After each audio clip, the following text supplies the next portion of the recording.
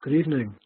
It's 8 o'clock in Yerushalayim. This is WebYeshiva.org, and it's time to begin our regular series of shiurim in halacha. Our topic for this series is fun, and what the poskim, what the great rabbinic authorities have to say about having fun. Before I begin with the material, let me make some introductory comments. For those of you who are new to the Web Yeshiva, welcome. For those of you who are returning to the Web Yeshiva, welcome back. These shiurim are all recorded, and if you cannot participate live in one of the classes, you can always pick it up on the archive. The archive is available through the WebYeshiva.org internet site, and the archives are available around 24 hours or so after the class is completed. If you want to ask me a question about something in one of the archived classes, feel free to send me an email. I'm going to type my email address on chat.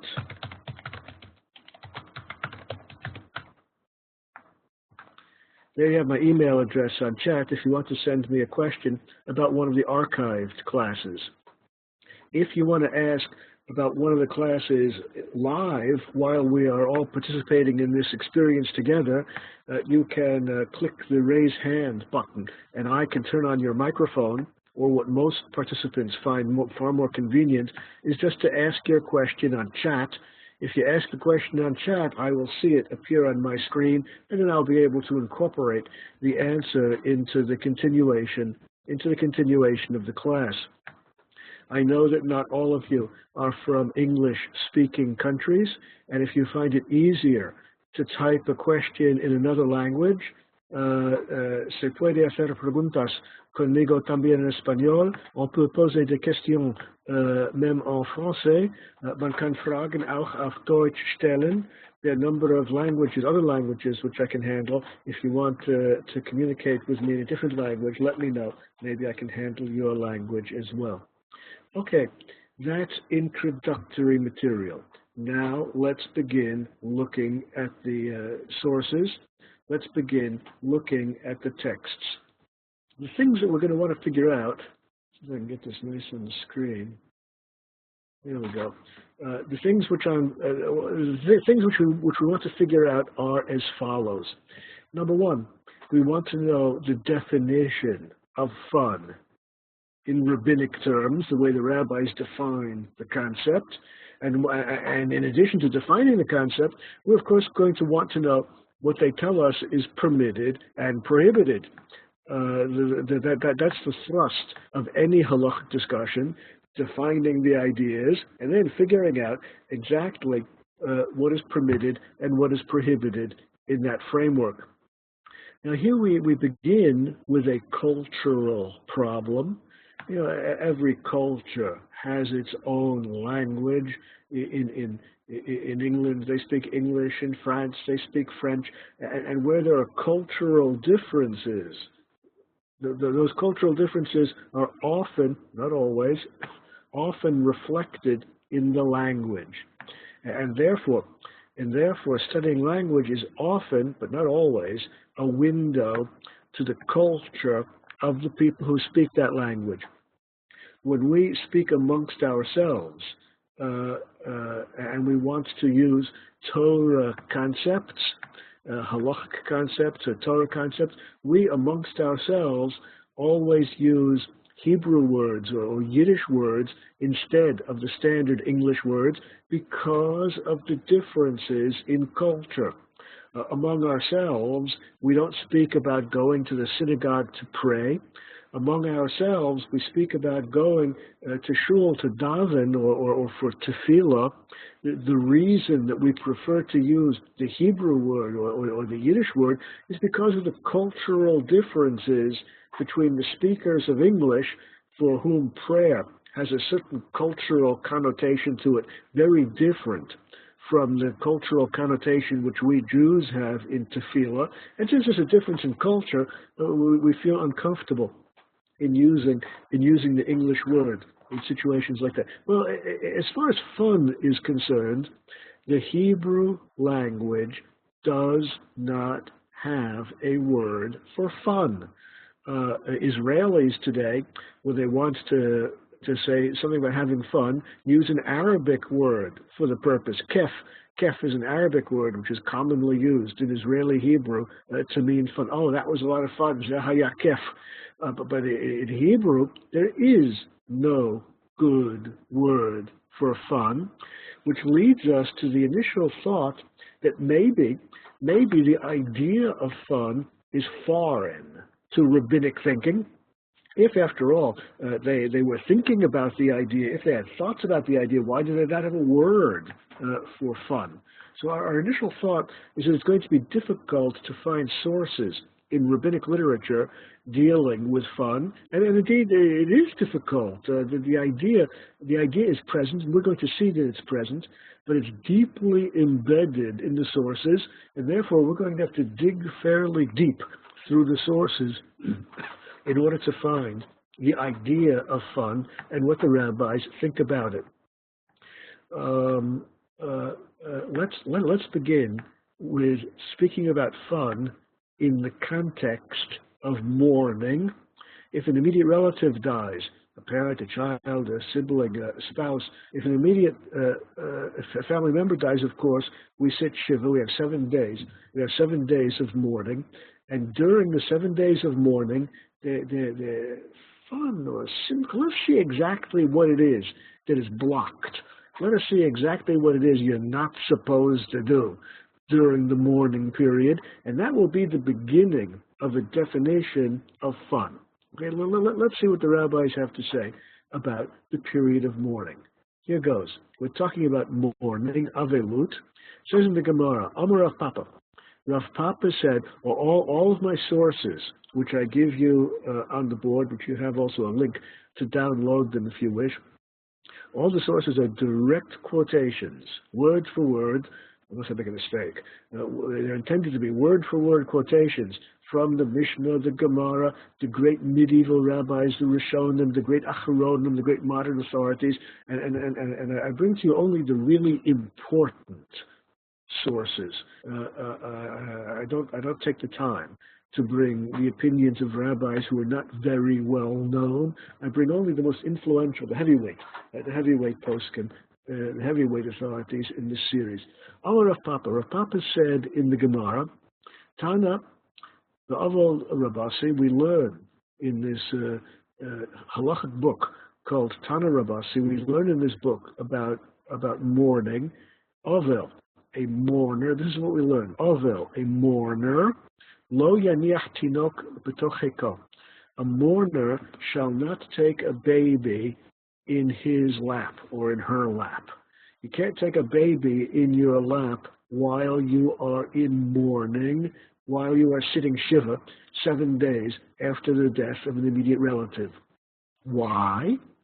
The mipnei mivio, because the infant, the baby will bring you, lidei schok, will bring you to schok, to some kind of pleasure, to some kind of happiness, a little bit of joy will come into your life if you take the baby on your lap. V'nimtza, and it turns out, mishgana al habrios, it turns out that the people who see you doing that will think that what you are doing is mishgana. People will think that what you are doing is, same rule for women. People will think that what you are doing is mishgana. People will think that what you're doing is repugnant. What you're doing is exactly the opposite of what is consonant with mourning. What mourning is all about is sadness, and taking a baby on your lap is just the opposite of that. And anyone who sees you holding a baby, enjoying a baby on your lap, well, that's just the opposite of what's supposed to be going on in the house of mourning when an immediate relative died. We're going to see the leniencies that are involved here. Of course, the young mother who has a baby in the house is of course not blocked from taking care of her baby. We'll see sources dealing with young mothers and their babies in a moment. Yes, we'll see about nursing the baby and taking care of the baby. That's going to turn out to be okay, and we'll understand why in a moment. Now, among the great Rishonim, the Maharam mints one of the great medieval authorities, Ashkenaz, one of the great medieval rabbis, says as follows, and these are his words. Talmud Torah Hukiyu Mitzvah Gedola. Everyone knows that learning Torah is a great mitzvah. And those of us who are deeply engaged in the learning of Torah experience joy when we do that. Makom makom, nonetheless, eino asarak toch shiva. Nonetheless, the joy which comes from learning Torah is prohibited only during the first 7 days of mourning. Even though the mourning period goes on for 30 days, for a whole year, the simcha, the rejoicing involved in learning is only for 7 days. Harold Bloom, the great literary critic, was once a teacher of mine, and he pointed out that understanding comes in different levels. There's simple understanding of a subject, simple understanding of an idea, simple understanding of a concept, and there's deeper understanding, and even deeper understanding. The levels of understanding, as delineated by Harold Bloom, are as follows. The simplest level of understanding is characterized by the feeling of happiness, the feeling of fulfillment, the feeling of contentment that you experience when you finally understand something. If you understand it, you feel a sense of contentment. That sense of contentment represents the simplest level of understanding. If you have a deeper understanding, a more profound understanding of an idea, a concept, whatever it is you're studying, if you have a more profound understanding, not only do you experience the contentment of understanding, but you now have the ability to explain it to someone else. The ability to explain an idea to someone else represents a deeper understanding of the idea. I might experience the contentment of understanding something, but not yet have sufficient grasp to be able to explain it to someone else. When I have sufficient grasp of the concept that I can explain it to someone else, that represents a deeper understanding of the idea. And the deepest understanding, the deepest level of understanding, according to Harold Bloom anyway, is represented by someone who not only experiences contentment in understanding the Tosafot or Rashi or Rambam or whatever it is, not only does he or she experience the contentment of understanding, not only can he or she explain it to someone else, but the deepest level of understanding is characterized by someone who can ask a question undermining the idea, if you can detect the flaws in the idea. That's the deepest level of understanding. But you see, Harold Bloom taught us, and I think everyone would agree, that understanding, whether it's a Tosafot or a Rashi or a Rambam, understanding something does create the experience of contentment in the person who finally understands it. And that's true. Lahavdil, Kama Alfei Havdalas, that's true. Whether we're talking about Torah or any secular issue as well. That simcha, that sense of contentment is prohibited during the 7 days of mourning. Lo matzina de simchas kiyu mitzvah golriam isa la'avel. In general, performing mitzvahs might give you a sense of contentment. In general, performing mitzvahs might make you feel good. There is no reason to prohibit mitzvahs for someone in mourning. Of course, people who are in mourning, of course they fulfill mitzvahs, and it's of course correct that they feel a sense of simcha, that they feel a sense of contentment when they do a mitzvah. Raksha mitzvah atzmo simcha. The only mitzvahs that we block a mourner from, the only mitzvahs that we prohibit for a mourner are those mitzvahs where the mitzvah itself is a mitzvah to rejoice. For example, eating and drinking at a wedding. Eating and drinking at a wedding is itself the simcha. The mitzvah is to rejoice. We're not talking about the sense of contentment because you fulfill a mitzvah. That's okay for the mourner. But where the mitzvah itself is to rejoice, those are the mitzvahs which we block for people in mourning. For example, eating and drinking at a wedding. Now, let's begin to think about it a little bit. If we begin to think about it a little bit, you'll begin to see here a little hint. You'll begin to see here a little direction of understanding what simcha is all about. We see here a little direction, the beginning of a direction in understanding what rejoicing and contentment is all about.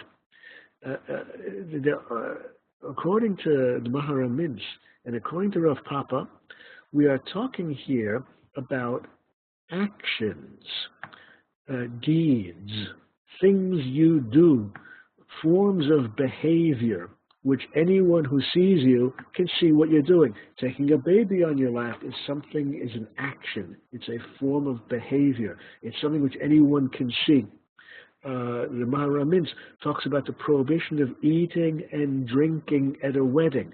Well, that's an activity. That's something you do.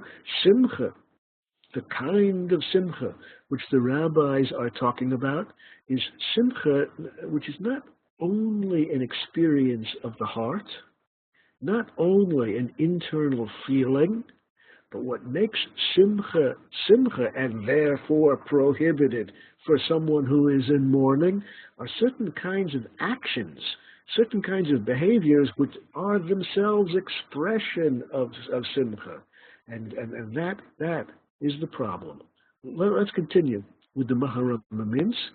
He says, "V'chein simcha b'la mitzvah asa b'toch shiva," any action which speaks of simcha, even though it's unrelated to a mitzvah, any action which speaks of simcha is prohibited for a mourner.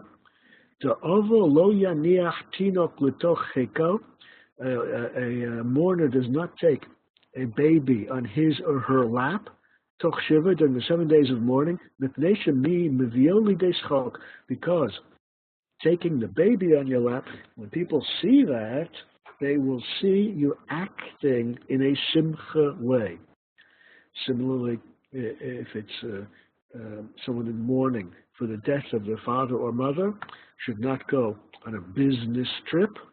I don't know if you know businessmen. I live in a community where there are not many businessmen, but many businessmen enjoy their business immensely. They wake up in the morning and they look forward to going to their place of business in order to deal and buy things and sell things, and their business is a great pleasure. And many people find great pleasure in their business. Hopefully people, that's a good situation. It's true with many people, but that's an example of simcha without any particular mitzvah associated to it. Well, people who demonstrate their enjoyment of business are not allowed to engage in business during the 7 days of mourning. Kiyu mitzvah mutar la'aval afal gav the kiyu mitzvah gorem simcha b'leiz bilvad, as long as the simcha is only in the heart and not visible to people who see you, it's not an action which demonstrates simcha. It's only an internal feeling. No problem at all. The Torah has no interest in regulating your internal feelings and your internal thoughts. If the person who is in mourning for sitting shiva for the death of an immediate relative experiences in his heart something which makes him happy, so be it. So be it. There's no reason why the Torah should. There's probably no reason why the Torah can prohibit the experience of simcha in the heart, but actions deeds, your behavior, that is something which halacha can regulate, and behaving in a way that demonstrates simcha, that is wrong for someone who is supposed to be in mourning. Let's look at what the modern, contemporary poskim have to say about this. We have on the screen the words of the Gesher HaChaim. Gesher HaChaim was written by Rav Yechiel Michal Tokachinsky, the great Rosh Yeshiva of Eitz Chaim here in Yerushalayim. He was a friend and close colleague of Rav Kook back in the days of Rav Kook, shortly before the founding of the state of Israel and shortly after the founding of the state of Israel. He was one of the great rabbinic authorities of Eretz Yisrael. And he wrote this book, Gesher HaChaim, that we're about to quote from. This book we're about to quote from, Gesher HaChaim, is one of the single greatest halachic works of modern poskim. The book deals entirely with avelus, the loss of mourning from beginning to end, and it's a work of it's a masterpiece. Let's see what he says about our issue. First, he quotes the Gemara that we already saw. Amar Rav Papa said, you can't take a baby on your lap because if you take a baby on your lap, it's going to bring you to simcha, and the people who see you doing that will find this to be a repugnant activity. People who should be crying for the death of their relatives should not be playing with babies. That's what Rav Papa said in the Gemara. The words are quoted again by the Gesher HaChaim. Now he begins his analysis. He says, Lama lila meiba nimtza miskana ala brios. Why did Rav Papa say that the reason that you're not allowed to take a baby on your lap is that people will find it repugnant? People will find it improper that someone who is in mourning does something joyful like that. Well, why did he add that explanation? Why did he add the reason that you can't take the baby because people will find that action repugnant? Why did he add that reason? Typically, why didn't he simply say that the reason you can't have a baby on your lap is because that's simcha, that's rejoicing. It's fun. People enjoy it. People like playing with babies. Why do you need to add this reason? Because the people who see you will find it repugnant. Hello. The explanation is, Shu davar shagam isus chok v'chedva hu mishum zezeu davar hamishkale le'enei haroim. Simcha, which is prohibited for mourners, joyfulness, fun, which is prohibited during the 7 days of mourning, is an activity, an action. Hamishgala le'enei haroim. It's an action, it's an activity which people can see. When people see what you're doing, your actions speak of joyfulness. Whether you have joyfulness in your heart or don't, the Torah cannot regulate that. But the halacha does regulate your actions, and you should not behave in a joyful way during the 7 days of mourning. V'chi tomar im simcha panimis mutar avo. And if you will say that internal experience of simcha is permitted for a mourner, am I asul b'limud Torah? Then what's the problem with learning Torah? Learning Torah creates an internal feeling of contentment. If the only rejoicing which is prohibited, if the only fun which is prohibited is fun which people see the way you're acting, then why is Torah? Why is Talmud Torah? Why is learning Torah prohibited? That's only an internal feeling of simcha, only an internal feeling of rejoicing. Ketzat yesh lomar, we should say, the simchas hanefesh melimud Torah mitbaletet gam b'chutz b'frat shelimud Torah achiyuv l'lmod l'shinun b'peh. Since Talmud Torah involves speaking out the words, nowadays we are accustomed to read silently. We are taught to read without moving the lips. That's a very recent development in human history. Until quite recently, reading was always done out loud. If you think about it for a moment, you realize that the Hebrew word to read is likro, which really means to call out loud. Right? Likro, the basic meaning is to call out loud. Reading was always done out loud until really quite recently in human history. Talmud Torah is an action which anyone who sees you will realize that you're rejoicing. They will hear the words of Torah you are saying. They will hear the intonation of your voice. They will hear the intonation of your voice change the moment you have that flash of understanding, and you will expose your simcha to anyone who can hear you. So this is the way the Gesher Chaim explains things. Now, one thing is perfectly clear: the hint in the Gemara and the hint in the Maharamins and the medieval authorities that simcha is a form of behavior that anyone can see if they look at you or hear, if they listen to your speech. That idea, which was a hint in the Gemara with taking the baby on the lap, that idea, which was a hint in the Maharamins, in the medieval sources, that idea becomes an explicit idea among the great contemporary rabbis.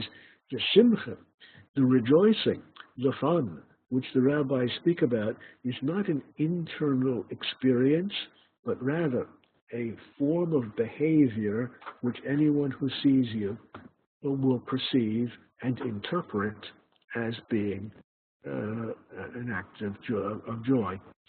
Now, if you think about it for a moment, you will further realize that this idea is probably inherent. This idea seems to be inherent in a very important verse in the book of Psalms, in Sefer Tehillim.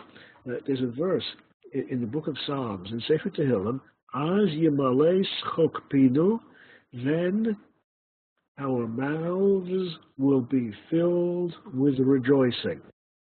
The verse in the book of Psalms does not talk about an internal simcha of the heart. The verse talks about a kind of simcha which is a form of behavior, speech in this case, which anyone who hears you will understand that you are rejoicing. Simcha in the rabbinic sources, which we have seen up till this point, we're presently going to see other sources, but up till this point, the simcha, which we've seen in rabbinic sources, is always a kind of activity, a form of behavior, which anyone who sees you will interpret as being an expression of simcha. Now, we just quoted the Gesher Chaim, Rav Tukachinsky, one of the heavyweights of modern rabbis, who expressed this idea very clearly. We can see the same idea in Rav Sonnenfeld's writings, the Simlas Chaim that we're about to look at, written by Rav Chaim Sonnenfeld. Rav Chaim Sonnenfeld was the head of the Eda Haredit in Mea Sha'arim, in Yerushalayim, in Jerusalem, back in the days of Rav Tukachinsky, back in the days of Rav Kook, and being the head, the chief dayan, the head of the Eda Haredis, put him at the very pinnacle of the Torah, of the rabbinic world in those days. He too was quite influential. Let's see what he says about our issue. Apashad, it's obvious. Of course, there's no prohibition for people in mourning to hold babies on their laps. Of course, young mothers can nurse their babies, and of course, young parents, fathers or mothers can take care of their babies' needs. Babies need to be changed. They need their diapers changed. They need to be carried. They need to be comforted. When they're unhappy, you have to carry them. You have to hold them. Anyone who's had a baby knows about this. Of course, that's permitted for someone in mourning. Now, what he just told us, of course, it's permitted for a mourner to hold a baby on his lap, seems to fly in the face all of the sources we've seen from the Gemara on down, but he's going to explain why it's okay. Tzarich lezaher, what you have to be careful about, he says, shelo yavinu hatinok l'dei schok. What you have to be careful about is not to engage in activity, not to engage in behavior which demonstrates your simcha. If you're holding the baby to comfort the baby, fine. If you're holding the baby in your lap to nurse the baby, fine. If you have the baby holding the baby because you want to change the baby's diaper, fine. There's no prohibition in handling babies and dealing with babies when you're with a prohibition. What you have to be careful about is doing activities which will demonstrate your simcha to anyone who sees you. Imke, therefore, there's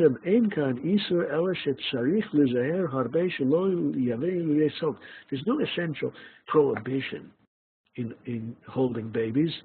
The prohibition is demonstrating simcha to people who see you. Of course, most ordinary people, when they hold babies, will demonstrate some simcha. Most people, when they hold babies, will reveal their rejoicing, and people will notice that. That's a normal reaction. Surely, if I hold one of my grandchildren in the arms, people see that I'm very happy about it.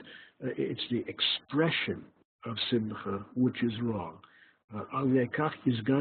That's what people think is wrong. That's what people correctly think is wrong if they see you rejoicing while you're supposed to be mourning for the deceased. Well, we're just building up more and more sources, more and more proof that simcha is a form of behavior. It's an activity which anyone who sees you will interpret as meaning that you are rejoicing. It's not an internal feeling of the heart.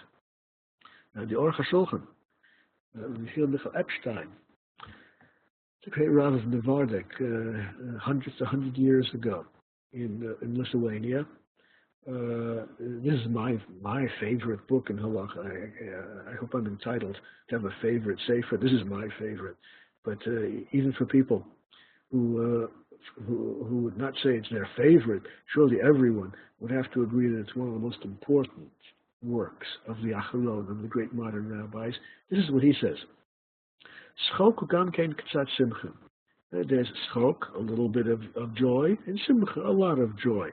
But these are two places on the spectrum of rejoicing. Schok and simcha. Simcha, a greater level of rejoicing. Schok, a lower level. The lower level is not really so powerful. The lower level, schok, is prohibited only during the 7 days of mourning. The schok, the rejoicing which is prohibited here, is the opposite of crying. What's supposed to be happening during the 7 days of mourning? What's supposed to be happening is crying, not necessarily tears coming out of the eyes, but people who see you realize that you are not happy. That's what's supposed to be happening during the 7 days of mourning. People who see you can tell by the way you act, by the way you behave, that you are not happy. Whether you actually have tears coming out of your eyes is not the point. All of that is called crying, and that's what the verse says in the book of Kohelet. There's a time to cry and a time to rejoice. The 7 days of mourning is the time to cry. Lachein b'shiva, therefore, during the 7 days, when habechi matzui, during the 7 days of mourning, when you are supposed to be acting, you're supposed to be behaving in a way that demonstrates your sadness, so you cannot behave in a way that demonstrates your joy. Lo b'chol shloshim, this applies only during the 7 days of mourning.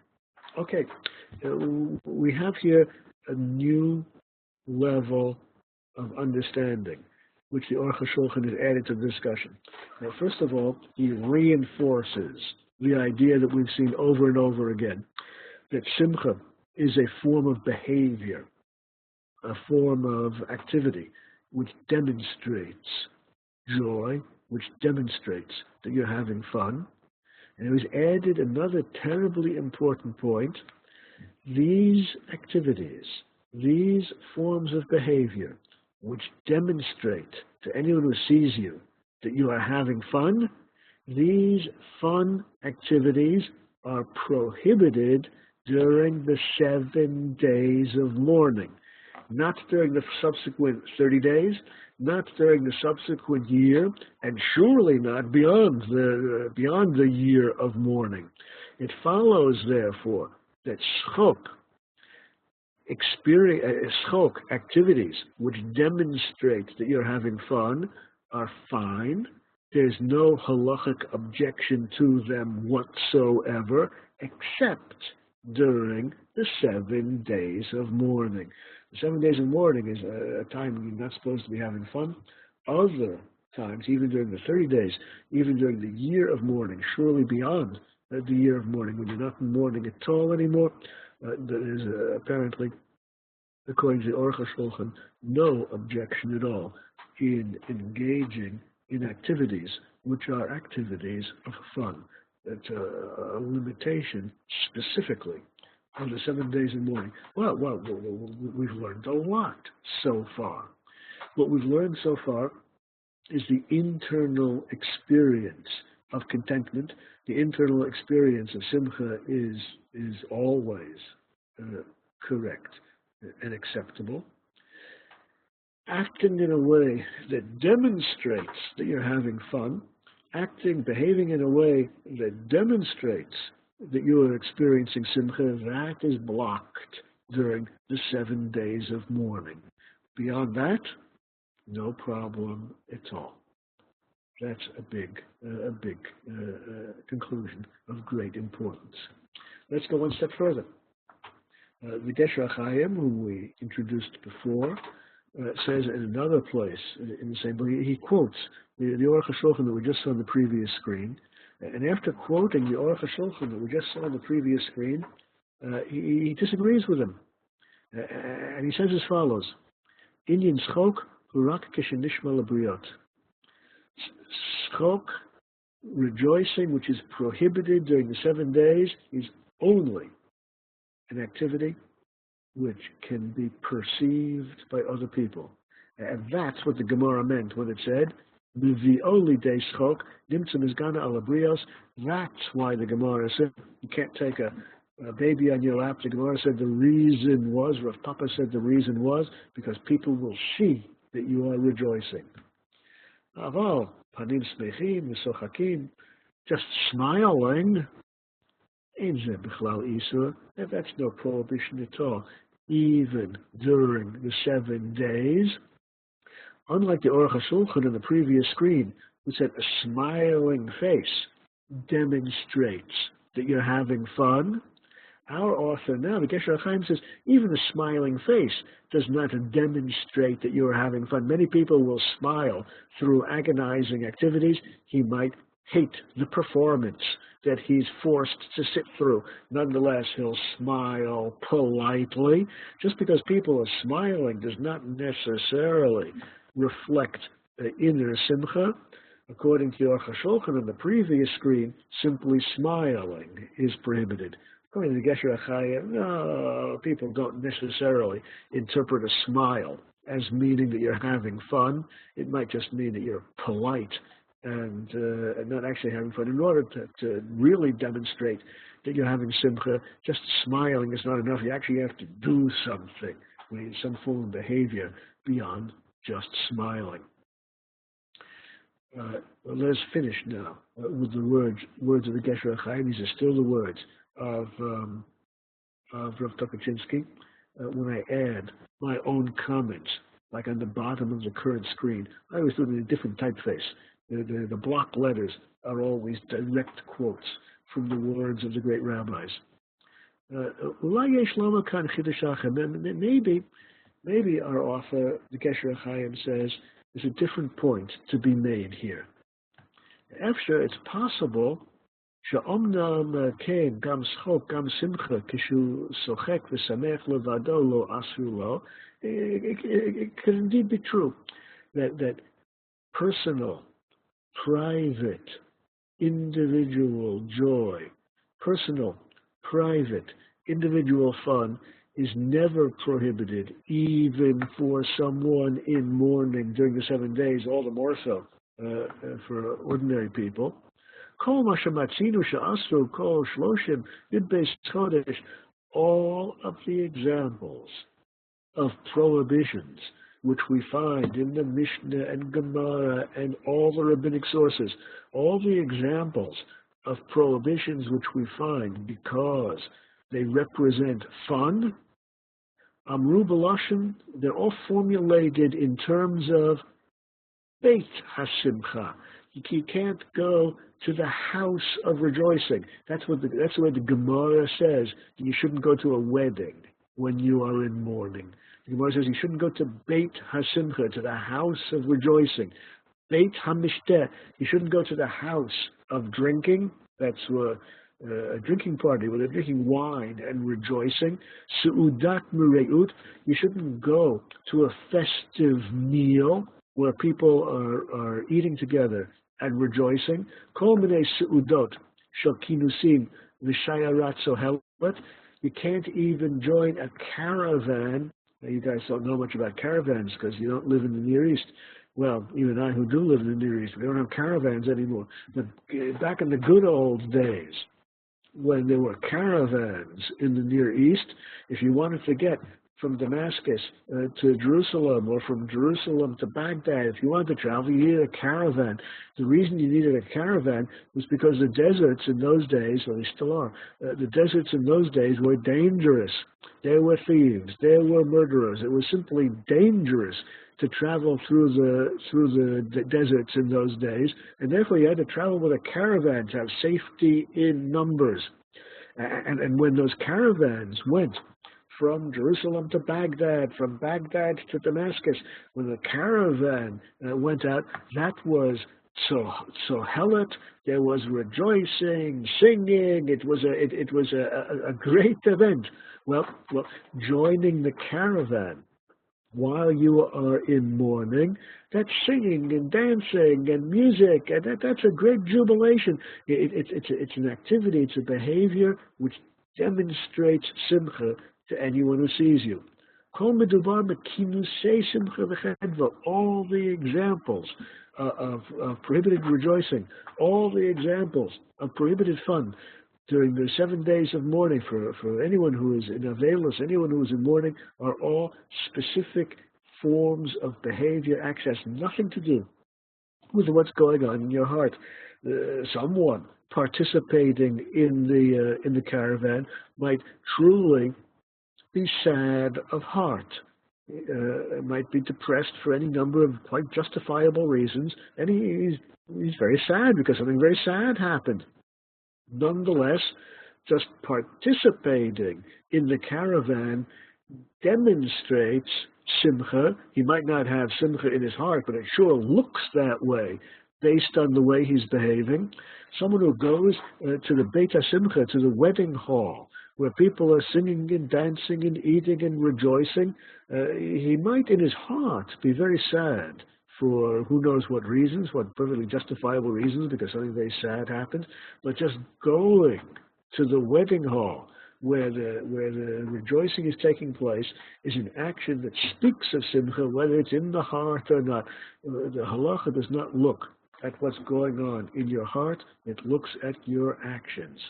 Kishehu levado, if you are in private by yourself, samech or sachek, and you're happy, you smile, you rejoice, well, that's seen beferush le'isur. We never found any reason, we never found any source to prohibit that. We never found any source to prohibit private happiness. We never saw any reason to prohibit private fun, even during the 7 days of mourning, all the more so outside the 7 days of mourning. אחרי שגם לא מצאתי היתר זה בשום פוסק ושיעור הדור של שלום sending gifts, greeting people. All kinds of things are mentioned in the sources. Bottom line, and here are the important words. Bottom line, noteh da'ati. Bottom line, I tend to believe shasimcha asa lav dafka bekinus. I tend to think that what's prohibited is a public display of behavior which people will interpret as being behavior of simcha. Okay, what we have up till now is a few very powerful ideas which we have to keep in mind. Number one, there's surely no objection to an internal feeling, an internal experience of having fun, even during the 7 days of mourning, all the more so during the rest of your life. And even during the 7 days of mourning, what is prohibited is not the internal feeling, the internal experience of fun.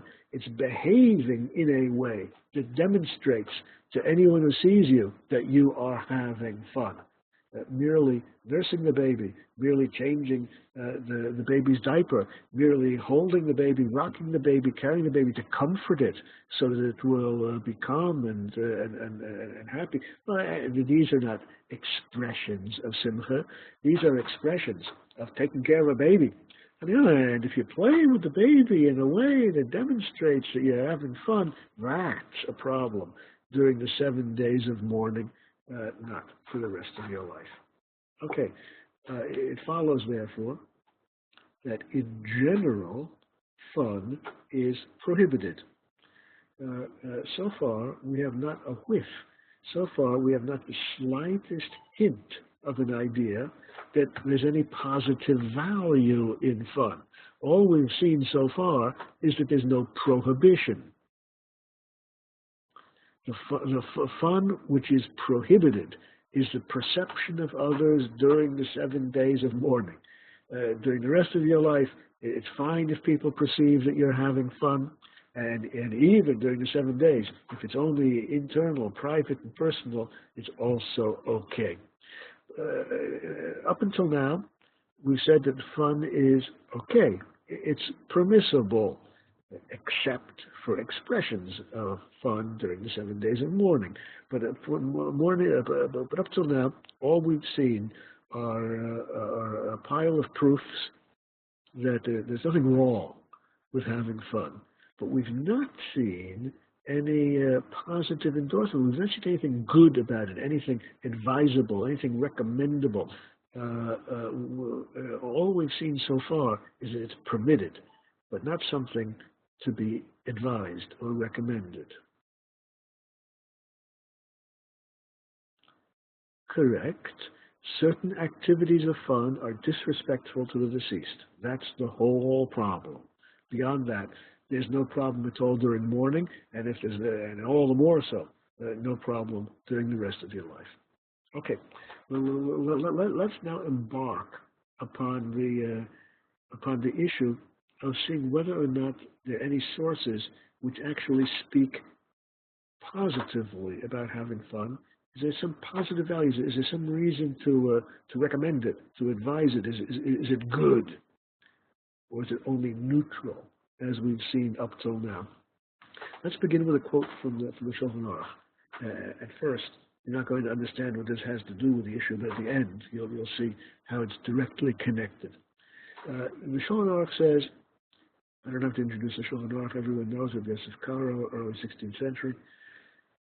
In efshar lo lilmod, if you find that you cannot study Torah effectively in the afternoon, below shnat zoharayim, without taking a nap, you get to my age and you begin to run out of energy in the late afternoon, and you can't learn Torah or engage in mitzvahs very effectively because you get tired and you want to take a nap.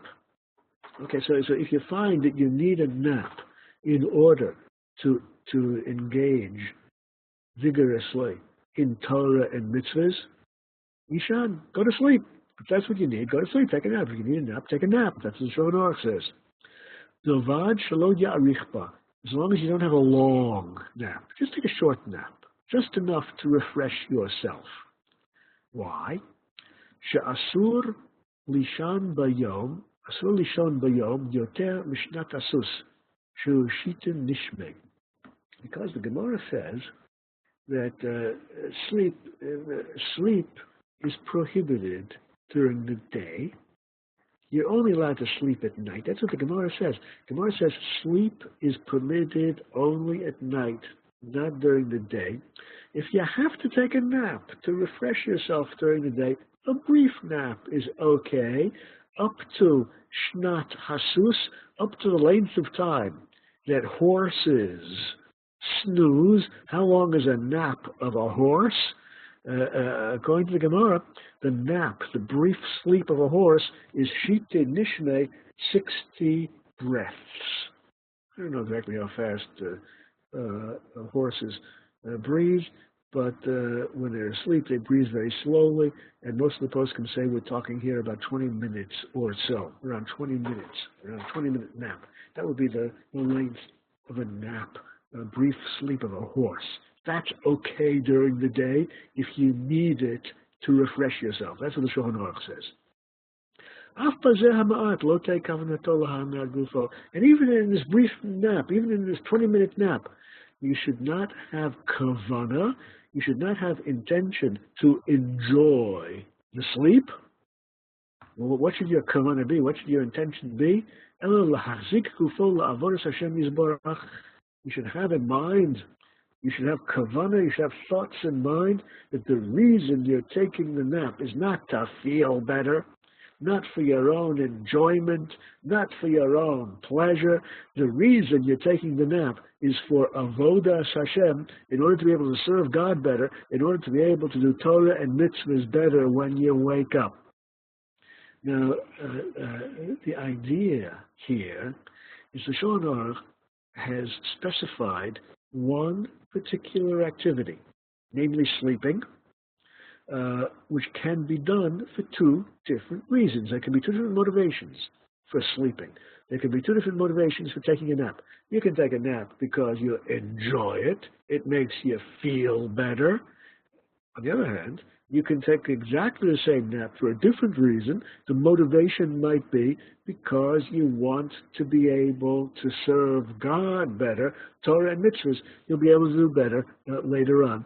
Now, where the sleep is basically prohibited, namely during the day as opposed at night, as long as you have the proper kavanah, as long as you have the proper intention, then all of a sudden the sleep becomes permitted. Now, what you should be thinking of in the back of your minds, while the Shulchan Aruch, and presently we're going to see on the subsequent screens, more rabbis are going to be talking about sleep, but what you should have in the back of your minds are other examples. Although the Gemara, although the Shulchan Aruch and the poskim are talking about sleep motivated by, it's going to make me feel good, or sleep motivated by, it's going to enable me to do Torah and mitzvahs better, have in the back of your mind other activities. Forgive me if my examples are all boy examples. I look at things from the boy's point of view. Just substitute girl examples if you want. What about playing basketball? Is there any positive value in playing basketball? Well, according to the Shulchan Aruch, sleeping during the day all of a sudden turns into a positive, uplifting religious experience if your kavanah, if your intention is so that you'll be able to do Torah and mitzvahs better. Now, what about playing basketball? Should the same idea apply? Apparently so. Someone who takes an hour off to play basketball or any other enjoyable activity, if the reason you're doing it is in order to refresh yourself, if the reason you're doing it is in order to make yourself better and stronger, so as to be able to return to Torah and mitzvahs with greater vigor and greater strength, just as the sleep is valuable from the Torah point of view, just as the sleep is something which is good from the Torah point of view because it will help you do Torah and mitzvahs, the same can be said of the basketball or any other activity which is going to refresh you and enable you to return later in the day to better fulfillment of Torah and mitzvahs. There are people out there, a small handful of great tzaddikim, a very small handful of great tzaddikim, who are able to devote themselves to Torah and mitzvahs all their waking hours. There is a small number of great tzaddikim whose energy through all their waking hours is devoted entirely to Torah and mitzvahs. Well, there are very few such people in the world. Most ordinary people like me run out of energy, run out of steam as far as the performance of Torah and mitzvahs are concerned. And if I can relax for a while, whether it be a game of basketball or napping in the afternoon, whatever will enable me to refresh myself in order to return with greater vigor to Torah and mitzvahs later in the day, that's not only neutral having fun, which we saw on the previous screens, is permitted. It's now turned into a positive experience, a religiously uplifting experience.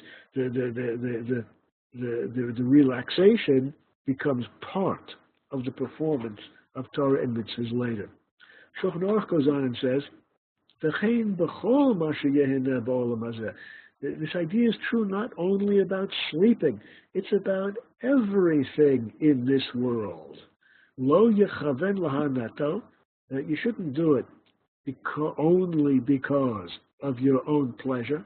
You shouldn't do it, everything in this world, you shouldn't do it only because of your own enjoyment. You do it as part of serving God. And that's what it says in the verse in Mishlei. Know God in everything you do.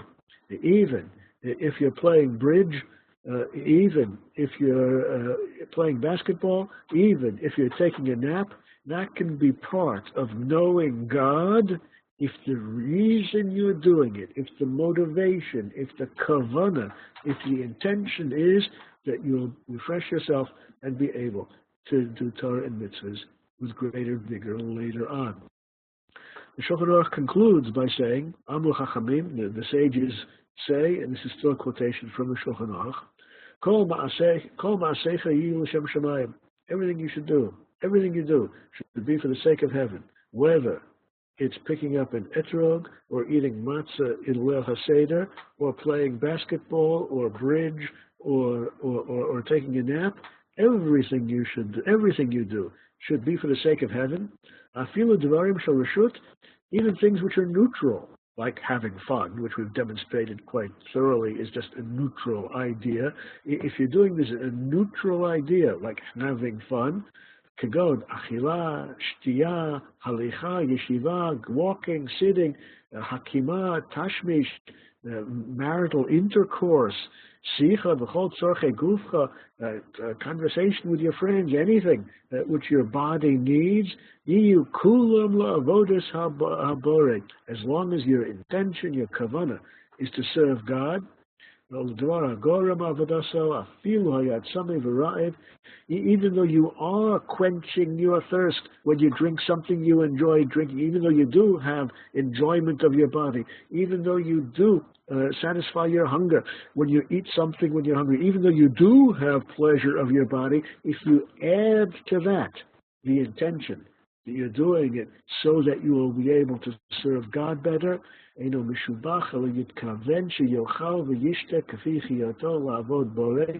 you have the kavanah, the intention, that it's to enable you to do mitzvahs better, it changes from being a neutral activity, even though you do enjoy it yourself, it changes from a neutral activity into a praiseworthy one, something that we can recommend. So, with this we come to the end of our first hour. In subsequent shiurim, we are going to explore many many specific forms of fun on Shabbos, on Yom Tov, during the year, and so forth and so on. And we'll see exactly what the great rabbis have to say about having fun in many specific contexts. Until then, I wish you a good week and eventually a Shabbat Shalom, and look forward to seeing you all again next week. Until then, Shalom, Shalom.